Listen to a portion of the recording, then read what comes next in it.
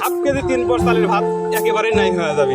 মাত্র শুরু করলাম, সন্ধ্যা পর্যন্ত মারলে আল্লাহ দিলে না হলে 3-4-5 ঝাঁক মারবো ইনশাআল্লাহ। এলাকার সবাই যখন টাকি মাছের পোনা মারতেছে, আমি কি জন্য বসে থাকবো? আমিও বাজার থেকে জালি কিনে নিয়ে এসে জালিটা বানালিয়া সে বিকাল 5টার সময় চলে আসলাম চড়ার মধ্যে এসে 10-15 মিনিট পরে খোঁজাখুঁজির পরেই মনে করেন যে আল্লাহ দিলি পায়ে গেলাম বিশাল বড় এক ঝাঁক।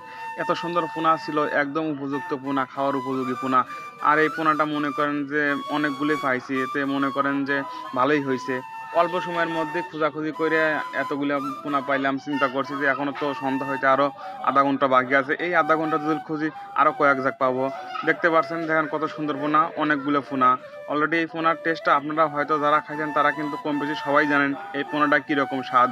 যাই হোক, এই পোনাটা মনে করেন যে হচ্ছে আমরা কিন্তু মাইরেই থাকি। মাত্র শুরু করলাম, এই যে ঠিক আছে সন্ধ্যা পর্যন্ত আপনার এই পোনা মানে আপনার মনে অনুভূতি কি?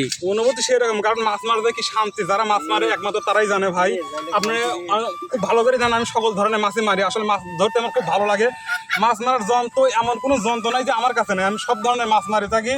পুঁটি মাছ, ট্যাংরা মাছ, রায়াক মাছ, জিয়াল মাছ, কই মাছ, সব ধরনের মাছ মারি। এটা আমাদের দেশীয় মাছ। আর এটা মারতেছি বর্তমান টাকি মাছের পোনা। আপনারা কুমিল্লা নোয়াখালী ওরা বলে হচ্ছে লাঠি মাছের পোনা। যাই হোক, আমাদের এলাকায় কিন্তু টাকি মাছ বলে।